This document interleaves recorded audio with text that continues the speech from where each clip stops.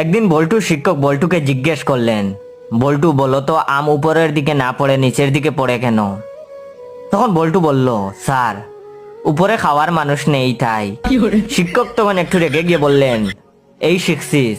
তখন তার শিক্ষক বললেন, আচ্ছা বল, লোহার তৈরির জাহাজ পানিতে ভাসে কিন্তু লোহার টুকরো পানিতে ডুবে যায় কেন?